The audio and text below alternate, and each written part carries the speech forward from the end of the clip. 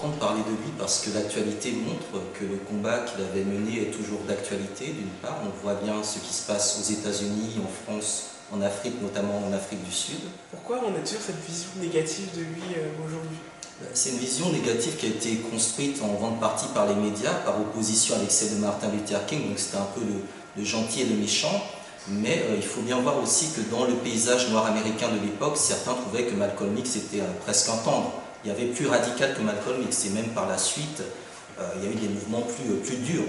Et d'autre part, on voit que vers la fin de sa vie, il est beaucoup plus modéré sur certaines positions, notamment sur la possibilité de faire des alliances au-delà des Noirs, et comprend que la lutte n'est pas uniquement une lutte entre guillemets raciale, mais une lutte de classe. Et cette notion de lutte de classe, aujourd'hui, elle est extrêmement mal vue.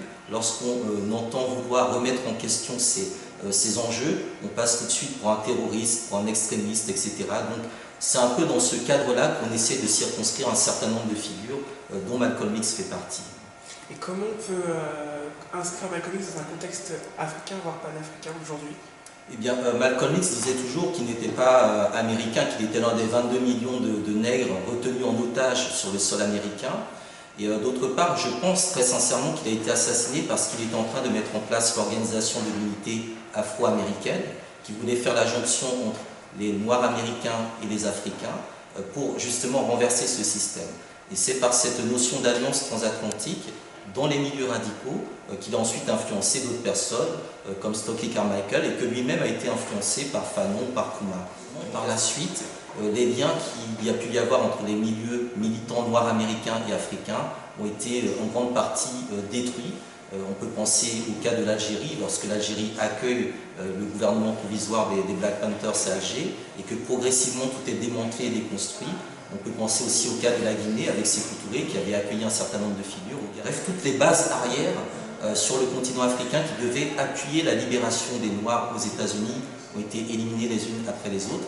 Et le projet de Malcolm X, c'était justement de redonner du pouvoir à l'Afrique pour faire un peu sur le modèle chinois, c'est-à-dire l'idée que derrière chaque Africain, chaque Noir, en dehors de ce continent, il y a une puissance qui est derrière lui, et que si vous touchez à ce Noir, c'est à l'Afrique entière que vous touchez, et l'Afrique est capable de répliquer. Ce qui fait peur au système, c'est la capacité des Noirs des États-Unis, du Brésil, du Canada, de France, d'Angleterre, etc., à s'allier dans un vaste mouvement qui en fait remettrait en cause les rapports de force. Tout l'intérêt de Malcolm X, c'est cette capacité à recycler les luttes, à retourner l'adversité pour mieux, au contraire, la contenir et l'éliminer.